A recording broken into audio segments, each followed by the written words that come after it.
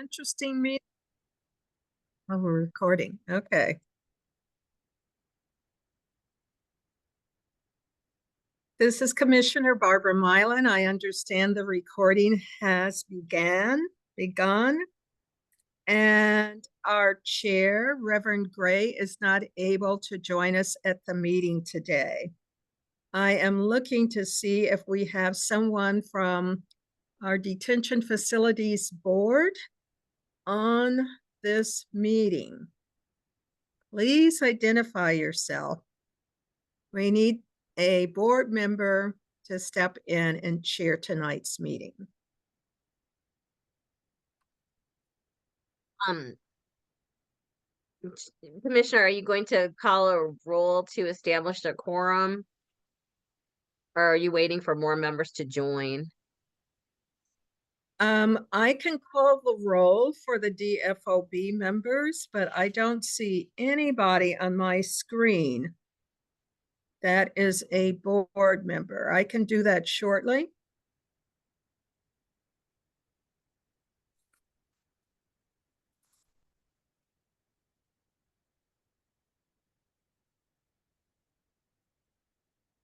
Well, that's odd.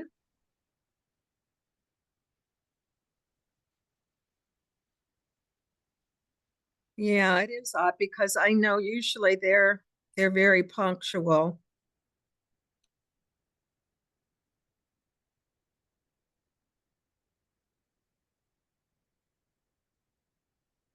Okay, maybe I will go ahead and call the roll.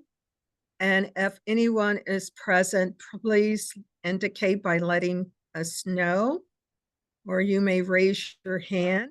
I was stating earlier that our chairperson regrettably is not able to join us on this evening. And I know that our secretary, Pamela Walker, is traveling, and she also is not able to join us on this evening. James Dom, is James here? And excuse my pronunciation of this name. I believe it's Osam Gay. Is Osam present?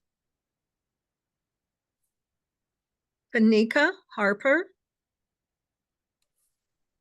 Arnitha Lewis Walls. Okay. So it's still early. It's only 5:02. We'll give folks a few more minutes.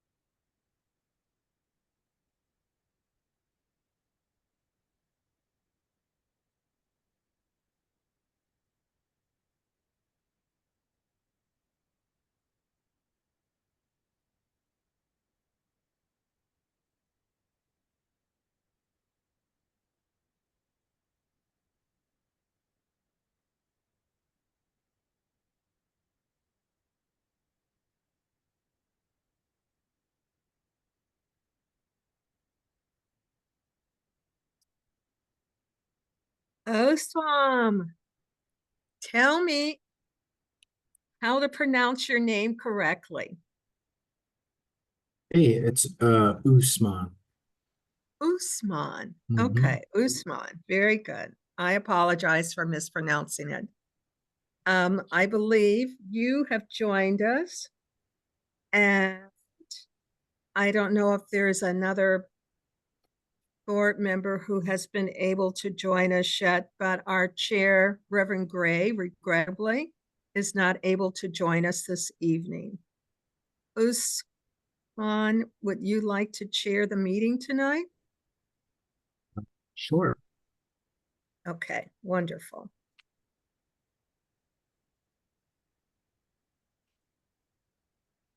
Take me getting some used to all the titles and things that go before everything. So pardon me ahead of time. I'm getting used to titles and locations. So it gets to be pretty interesting sometime. I don't know who can text four more of your friends, but if someone has those numbers, it might be good. If we could identify if there's some technical problem or. I just resent an email, Barb, if that helps. Okay. Oh, great. Thank you, Ruby. But it's just me Mm-hmm. and In a field all your own. But you're among friends. Take heart. You're among friends.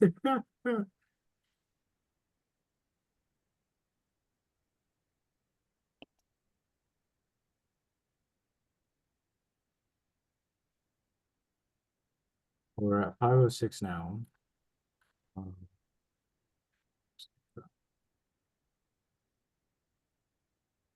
So wait a minute too before calling roll on myself. Okay, that sounds good.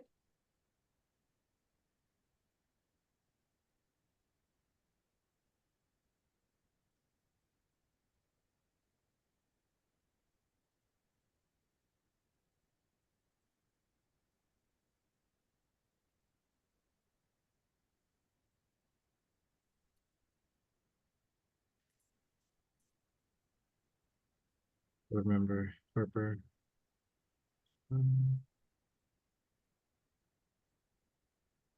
Oh, wonderful.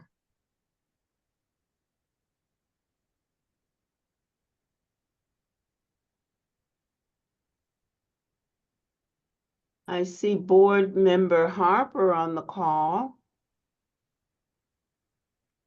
Yes. Present. Hello, Nika.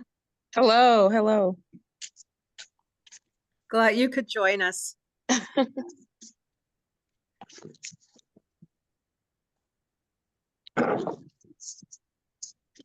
Looks like we're a meeting Okay. of two tonight.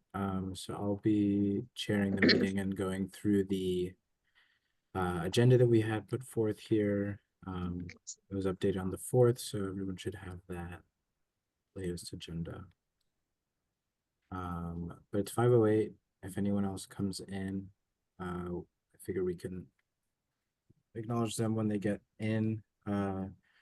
But for now, I think I will go ahead and welcome everyone and open the agenda and call to order. Do I have to make a motion for that call to order? No, and I'm afraid we don't have a quorum to vote on anything right now. Yeah. I mean, the only thing that I can see on the agenda, because we would also need quorum to approve minutes from the last meeting, correct? Yeah, that might have to be tabled until the quorum is present. Got it. Would you recommend reviewing the commissioner's report for January? Well, the commissioner is certainly here. We can certainly listen to that. Okay. Well, I am very pleased to tell you that we've been very busy in our office. One of the things that we have been addressing that is not on the agenda is staff and I have been meeting to discuss our standard operating procedures, our complaint procedures. We also are looking at our work plans for DFOB and also for the Civilian Oversight Board.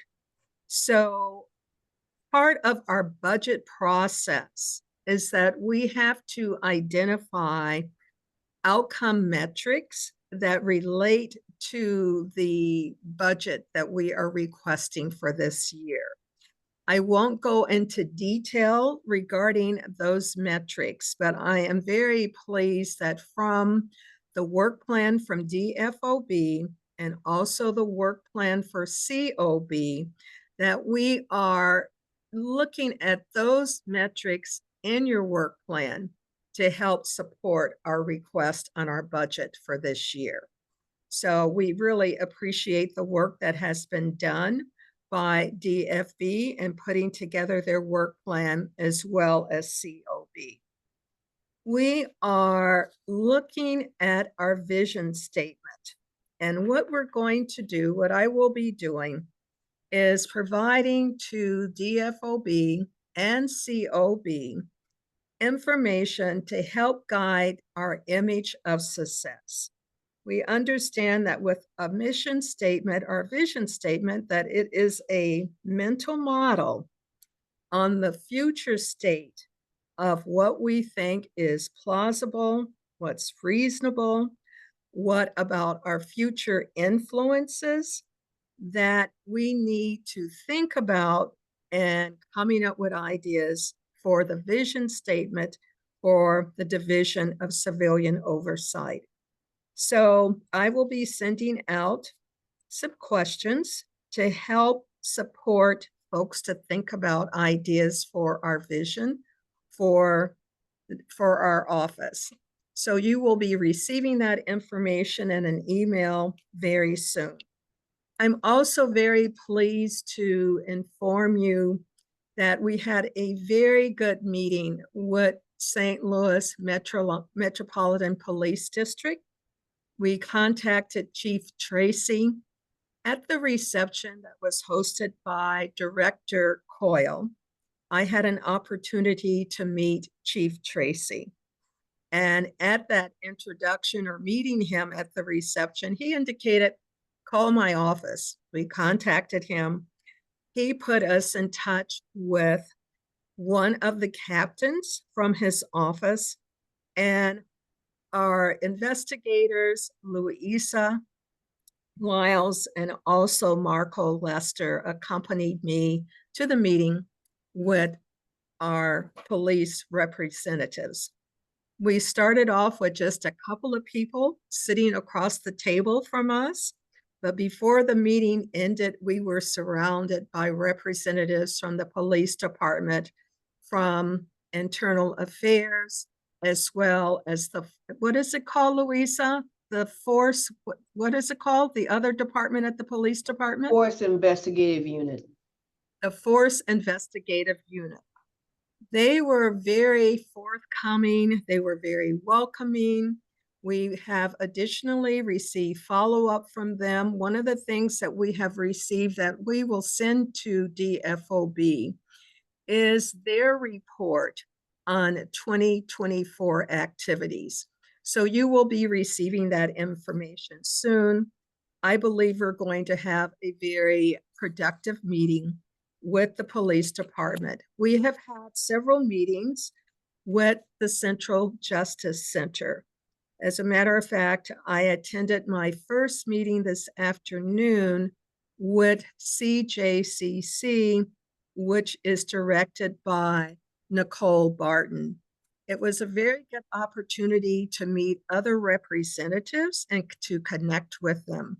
But one of the people that was at the meeting was our new interim commissioner for the Justice Center. So we will be working with the Justice Center around their procedures. In the work plan for DFOB, we are charged with several different tasks, and those tasks are supported by the staff of our office. But we will be working with them to look at their protocols. We will be looking at the protocols for the Central Justice Center. We will be looking at some of the protocols from some of the other offices that we interface with. And so you'll be getting more information regarding that. And I think at this point, I would like to call on Louisa to provide an update on complaints and investigations. Good afternoon, everyone. To date, from 2022 up until now, we have received a total of 95 complaints.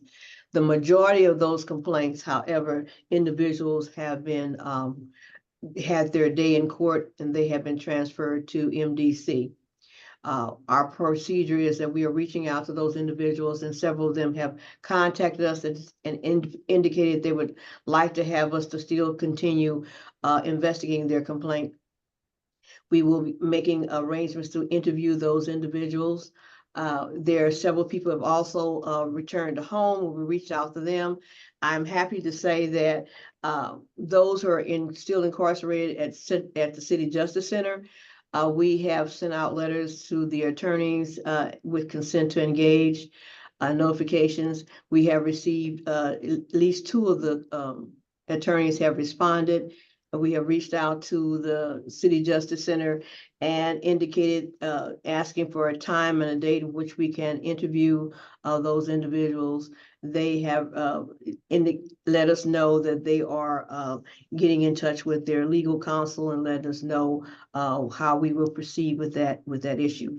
We're also going to be asking for additional information.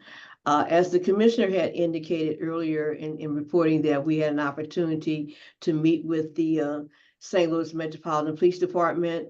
We met with Internal Affairs and also with the Force Investigative Unit. It was really important that we had an opportunity to meet with the Force Investigative Unit. Whether you know it or not, they are the department that handles the inmate in custody deaths at the jail. So having an opportunity to meet with their supervisor was very important because we have reached out, did 2 things in reference to the deaths in the jail. We have also made contact with the medical examiner's office and also with Force Investigative Unit. So we're in the process of developing protocols for us getting additional information pertaining to the deaths and establish a rapport. So in the next meeting that we'll have, we will be able to give a little bit more additional information, but that is a milestone for us because since 2022, since the inception of the Detention Facilities Oversight Board, we have not had an opportunity to address that issue. So for the first time, we will be able to move forward with that. So that's a plus for us, I would say. Other than that, we are in the process of establishing an audit procedure. We're going through all of our files for as complaints we receive for COB as well as DFOB, and we're analyzing them, determining what we need to do for as a investigative plan or overview. So that way, when we do get ready to address the issues for as investigations, we'll have a more comprehensive investigative report ready for you. There is some information that we are also compiling that we will be also forwarding over to the board. You'll get notification of what that will be in the future. Any questions? Well, thank you. Well, I appreciate that. I'm excited to hear that there seems to be a lot of momentum. As we know, there's still a lot more work to do. Myself and board member Harper both being new. I personally think it's good to see momentum, but obviously trying to build on that as well. And let me also say this, Usman, we will also be meeting with the City Justice Center on the let me look at my calendar. On the 27th of this month, we'll be having our 3rd meeting with the new interim commissioner and with the individuals we met with in January as well as in December. So we are definitely moving forward, and we hope to have maybe a possible another dorm rep meeting, and hopefully this time we'll get the notification enough time where possibly some of the DFOB board members will be able to go to the meeting as well. And if I'm not mistaken, that would be the first meeting with acting commissioner, now acting Commissioner Burris. Yes, we had an opportunity a couple of weeks ago. We had a meeting, but it was basically dealing with the report that he had to generate. but we didn't go into, specific details, but this meeting will be more detailed. It's talking about policy and procedures for us moving forward and how we go about doing investigations and what information we have access to. So it'll be more detailed. So I'm looking forward to it. I'm very much excited. Since I've been here since 2016, I can say it's been a long time since I've been excited about what oversight may be able to accomplish. But 2025, I do believe we will turn that corner. Looks like 2025 will be a big year for a lot of people. Yes, it will. Usman, Yes. I have to say, if you don't mind, that I was so proud of Luisa and Marco, because at our meeting with the police representatives, our staff came into the meeting with a prepared report. I think that report must have been about 20 pages or so, but it identified all the information that we had received in our office as it related to the detainees at the Central Justice Center. And so, as Louisa is indicating, I feel very hopeful this year that we will be able to do good work that will be beneficial to the public and to those that we are working with. We have been well received by the police department, by the Central Justice Center, and other offices. So, I think, as Lisa's indicated, we're getting some momentum here.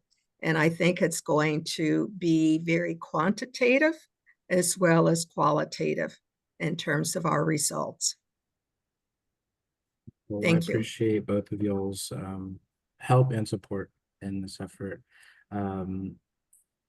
I did have a question as well. I wanted to know if there's any information we can share in public session. I know that some folks were present at a dorm rep meeting in January. Yes, myself and also investigator Reddick Hudson, we were able to attend the dorm rep meeting. It was productive, and that's one of the reasons why I'm going to reach out to them again and see if they would schedule one in March. The one we had in recently, it was too much of a short notice, so therefore the DFOB members were not able to change their schedule to possibly attend. Hopefully this time we'll have at least a 2-week notice that some of you will be able to attend the meeting.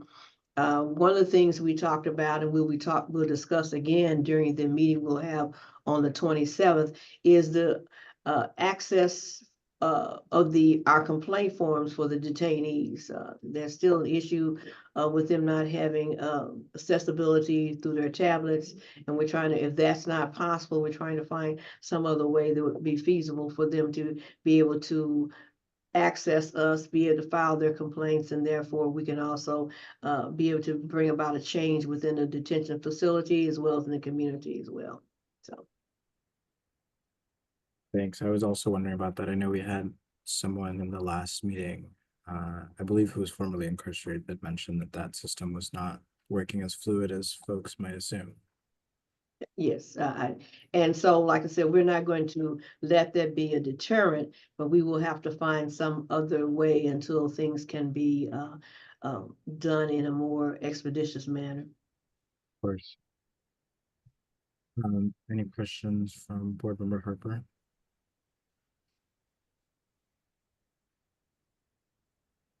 No questions. Just really excited that things are progressing.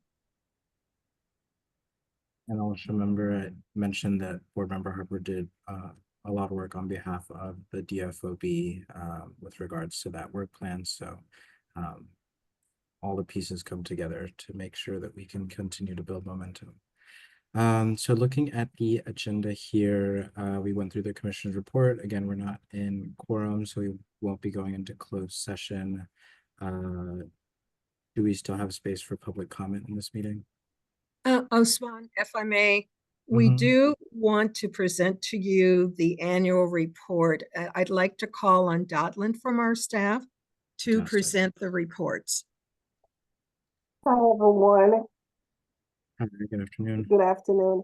Dr. Mylon, did you want me to share screen since we don't Yes. have a quorum? Yes, please.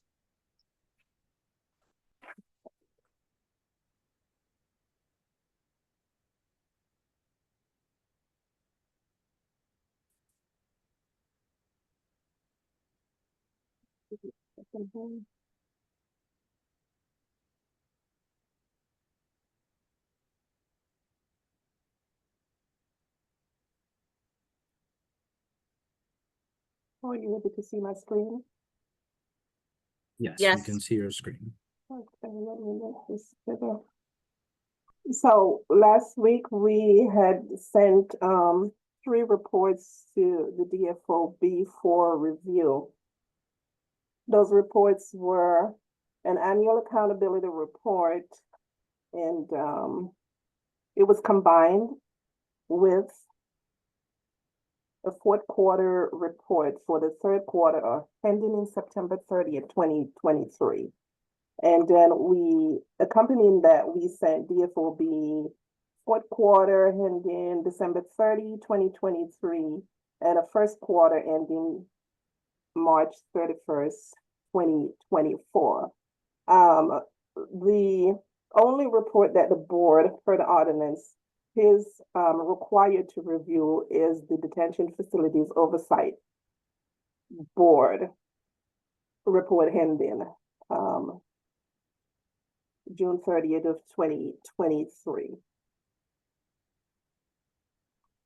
The other reports, the ordinance mandate that once those reports are done and of course meet the department's approval by our commissioner, those could be posted online. So the focus of what I'm going to share with you today is only for the oversight accountability section.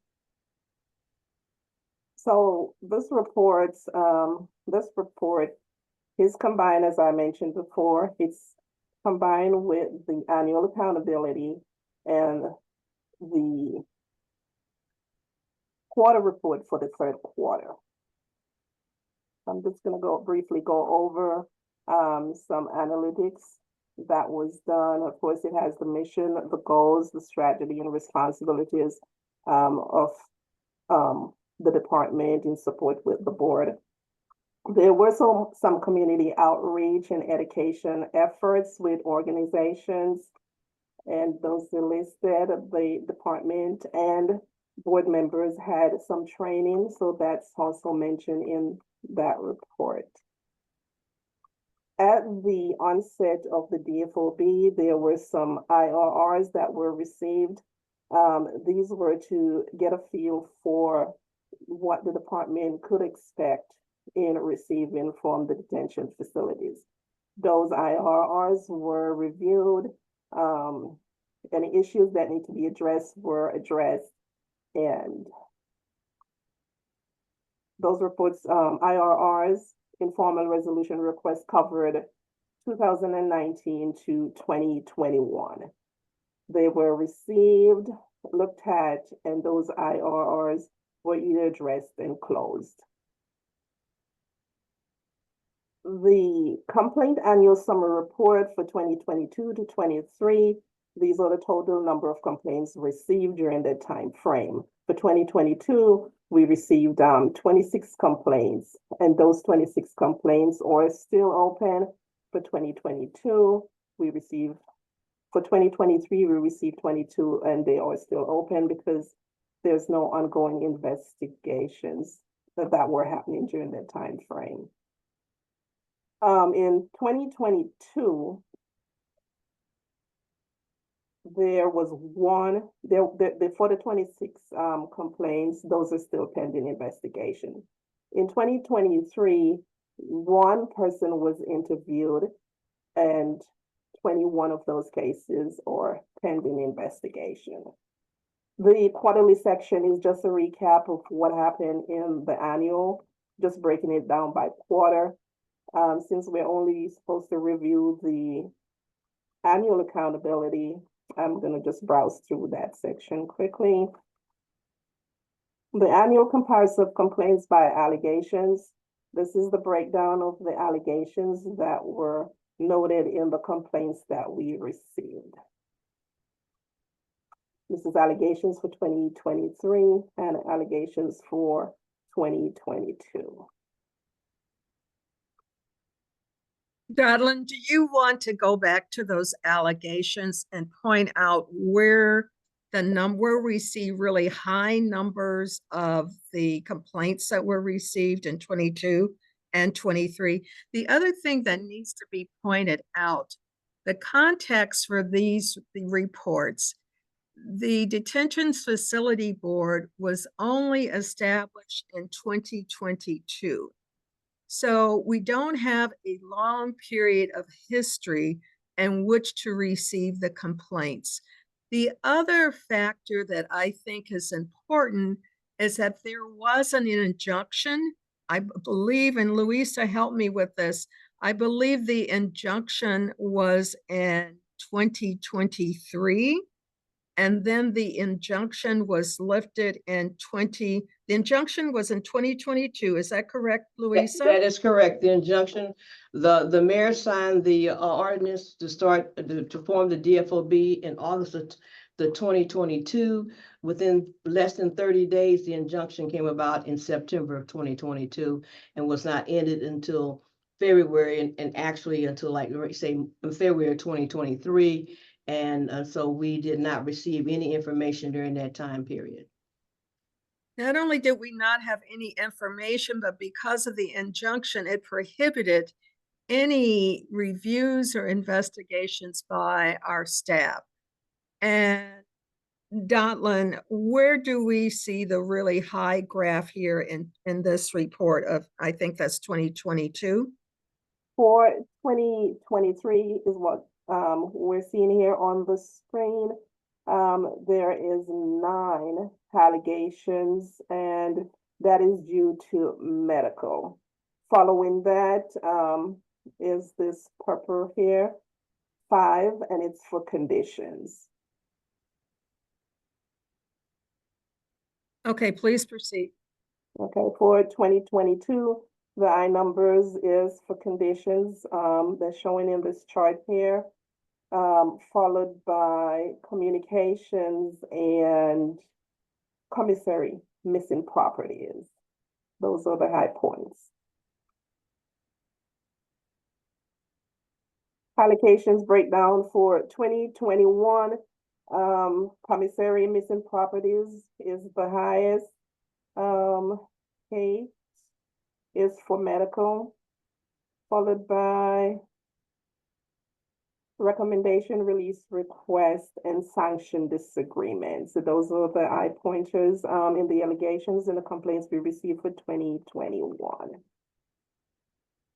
And the percentage breakdown for 2023, this shows the percentage breakdown for the allegations that we received. 41% of the medical for 2023. This is what's reflected here, followed by conditions for 23%, 41% for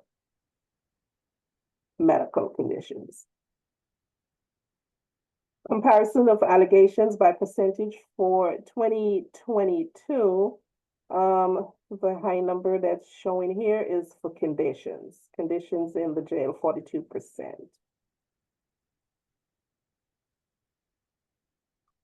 For 2021, the data shows the percentage breakdown by the allegations. Looking here at 21%, trying to match the colors up here, was due to communications. There's a 19% recommendations release request. No, recommendations release request is 14. 19% is for medical. So commissary and missing properties were the high point here, with 21%, 19% being medical, followed by sanctions disagreement and recommendation release requests at 14% each. This is the quarterly breakdown for the same information that's above. I just browsed through that since the focus is for the annual accountability sections.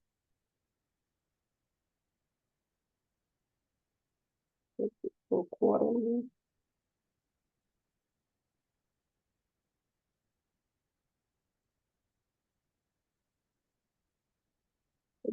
We did an ethnicity breakdown, and here's the breakdown for 2022 to 23. 14 complaints that we received in 22 were primarily Black, only 2 was white, and 10 of the complaints were unknown. They are unknown because they did not indicate, whoever put the complaint in did not indicate what their ethnicity was. For 2023, 15 was Black, 3 white, and 12 of those complaints, the ethnicity was unknown.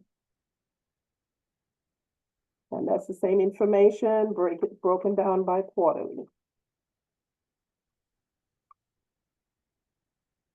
There's some statistics here that we retrieved. Violent crime victimization. This was obtained from the St. Louis Metropolitan Police Department from an analysis that was conducted in 2006, where it shows the data for victims of violent crime within the St. Louis area. And it showed the population during the time frame. 145,886 were Blacks and 144,752 were whites. The chart here shows that Blacks were more prone to victims of crime versus white.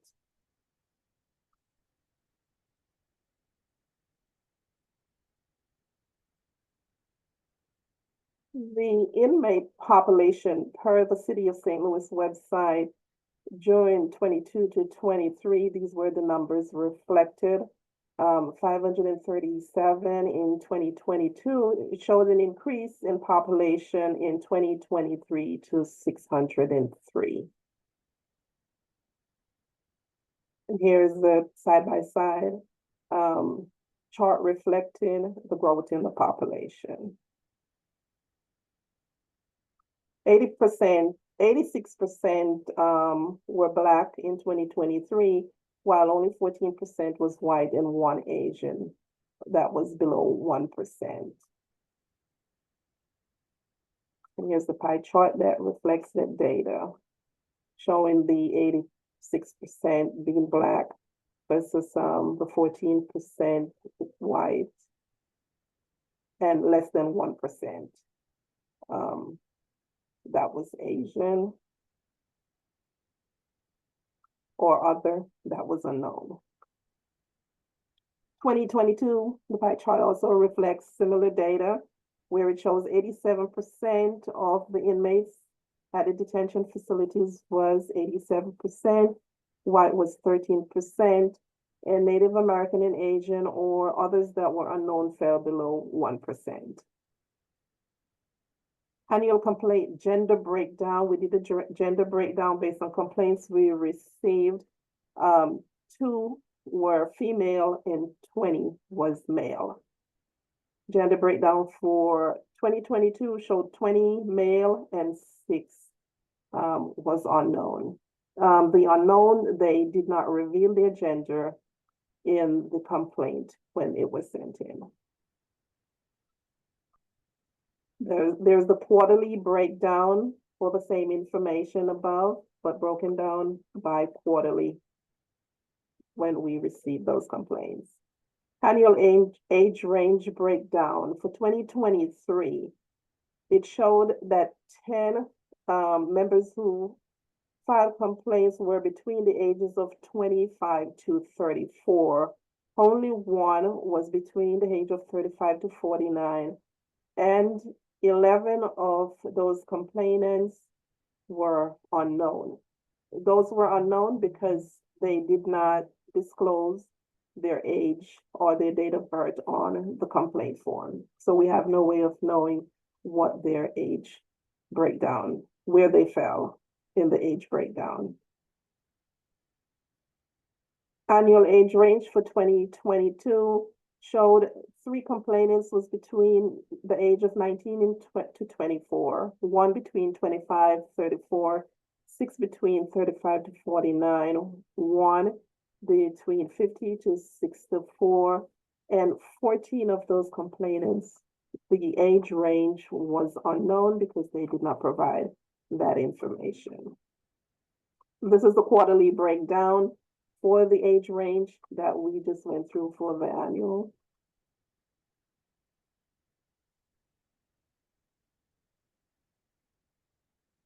There's some data here concerning racial disparity in income in the St. Louis area. And this was an analytics that was between 2005 and 2021 that showed a significant racial income disparity in the St. Louis area when compared to United States on a whole. So the green portion here shows the overall United States, and it showed St. Louis. You can see by the pointers here in the chart that St. Louis is above average for the entire United States. St. Louis fell in the ratio of 11th place in comparison with the remainder of the United States for racial disparity in income. As a result of that disparity in income, we can only come to the conclusion that because of that, there is poverty, there's great poverty in the city, and when there is significant racial gaps and segregation in neighborhoods by race and wealth, the observation is that it pushes individuals into desperation and forces them into a life of crime.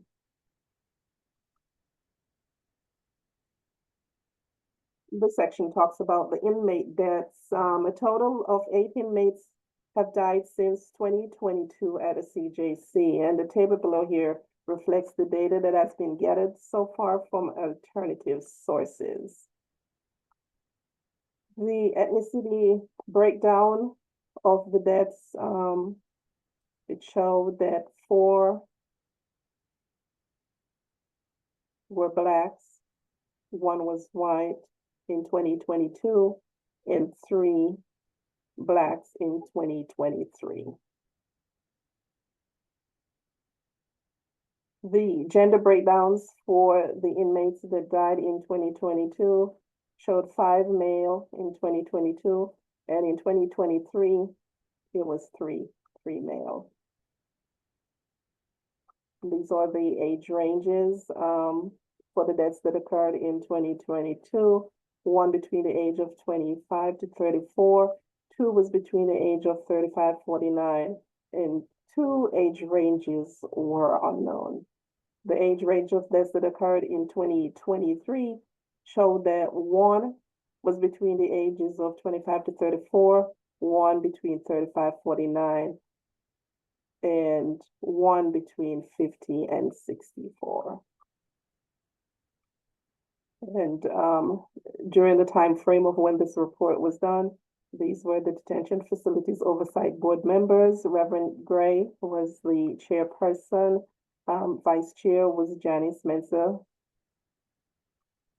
Our secretary was Pamela Rice Walker, James Dahm, Mike Milton, Barbara Baker, Thomas Lawson, Juanita Lois, Hillary Stuckey.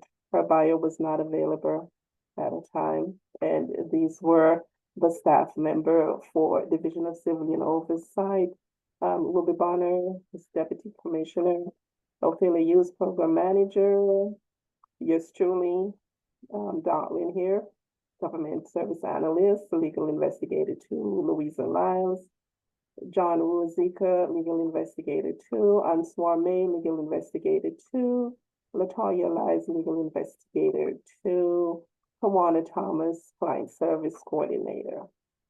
That concludes the overview of the report that was submitted to the DFOB board for review. Thank you, Dotlin.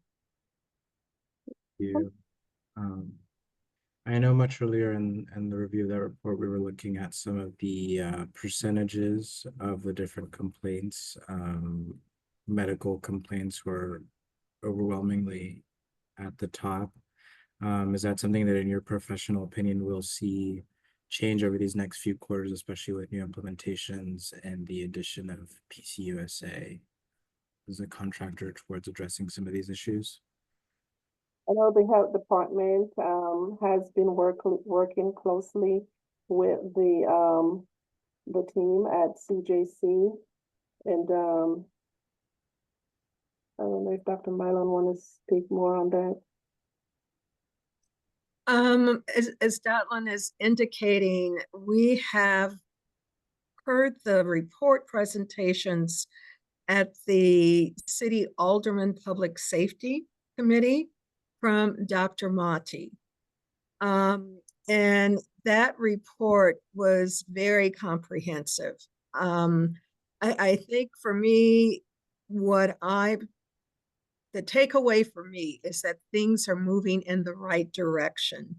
The health department has contracted with a credible source for medical services. So I believe we're going to see a turnaround in terms of how the needs of the detainees are addressed medically, both physically with their medications as well as mentally. Based on the meetings that we've had with the interim commissioner, Doug Burris, we know that he also has a commitment to making sure that the medical needs of the detainees are addressed. The other thing that has been reported is the activities that are going to be provided. That also is going to be addressed, and there will be more opportunities, as well as the detainees being able to access operable tablets. And I believe Louisa pointed out in her report that we are working with the Justice Center so that we think the detainees will be able to access complaint forms, and we'll have that information. I think because of the meetings that are occurring, we're going to have more information, and I expect that we will be able to respond in a very timely manner.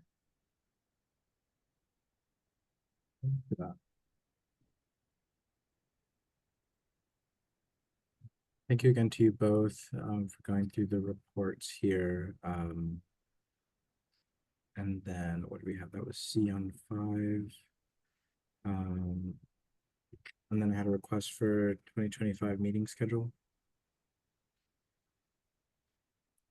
We wanted to put this on your agenda. I don't think we can come to a conclusion this evening, but it would be very helpful for us to have a schedule of meetings because it would help support staff availability to address the many things that's required for our meetings.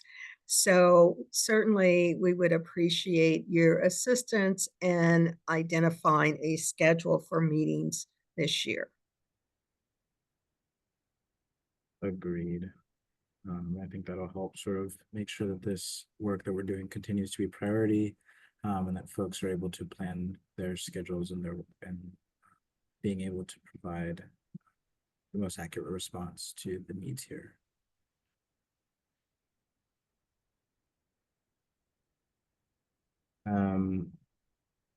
As mentioned previously, we're not in quorum, so we can't go into closed session for any sort of voting.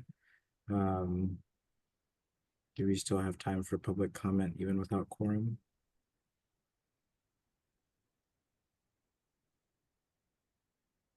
I think we can have public comment, yes.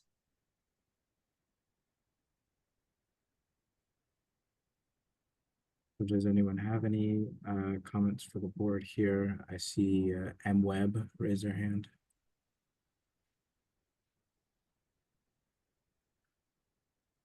Feel free to unmute yourself. I was gonna say, how do we know that those are accurate, like the excessive use of force and things like that? I mean, I know that there's been some, but they're not documented on the quarterly reports. Plus the medical requests. I mean, some of them, it's like there's more people treated than there are medical requests, which is kind of odd, right? Oops. Sorry. Your question. Is there anyone that can speak to that in terms of the accuracy of the numbers? Ms. Webb, one of the things that the Division of Civilian Oversight is looking at is that if things are not being reported to us, and one of the things I would say start off with is the complaint process. That's why it's so important for us right now to work toward being able to have our complaint on the tablets or accessible to the detainees.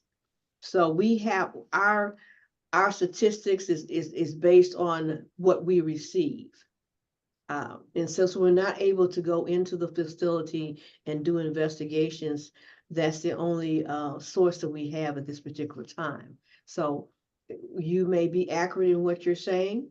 However, we're doing everything we can to put ourselves in a position where we can get all the data that's needed. And so we report on everything that's needed. But until that day happens, we have to work with what we have. And even though the numbers that you are seeing may be low, it still speaks volumes of what may be actually occurring.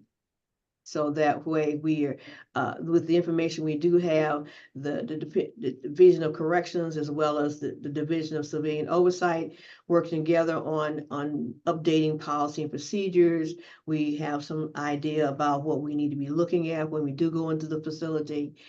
So it does render valuable information, even though the numbers may appear to be low.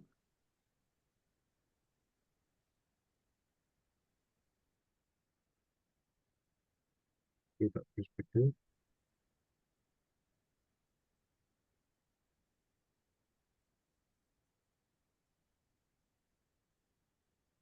Was there, well, I see some folks that unmuted that might have a response to that.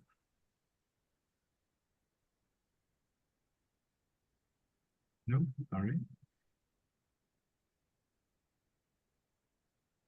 Were there any other public comments?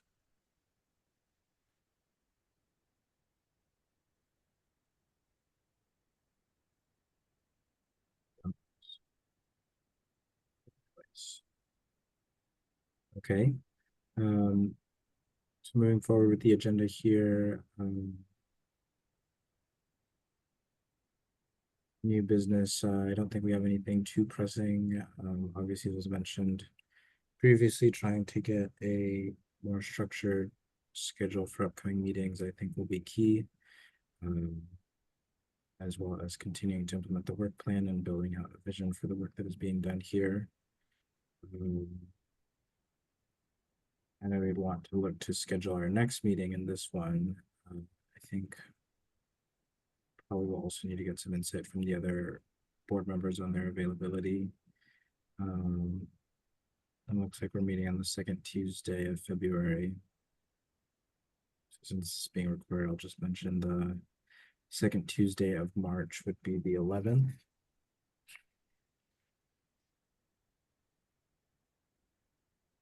Maybe worth communicating with the rest of the board to see if that March 11th date works for the next DFOB meeting.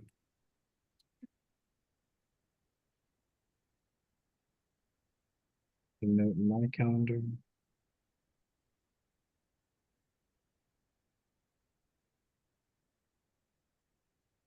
Oh, I did have a comment as well earlier. I apologize. I forgot. I wrote that down. It's a minor thing. And again, new to the board, but I think language is important in what we do. And I know when we were going over some of the reports, to shorthand it, we reference blacks and whites, but these are people that we're talking about, and these are their lives. So I'd appreciate if we try and integrate some humanity when discussing data.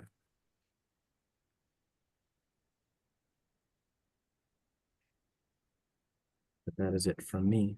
Were there any other things that we needed to go through and discuss today? We're at our last section here of the agenda, at about 55 minutes into our meeting today.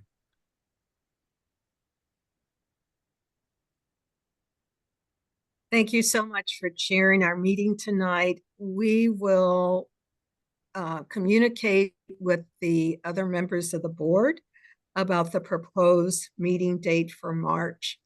And everybody will communicate to everyone so you'll know for sure that that is a good date for March 11th. Appreciate that. Well, can I get a motion to adjourn?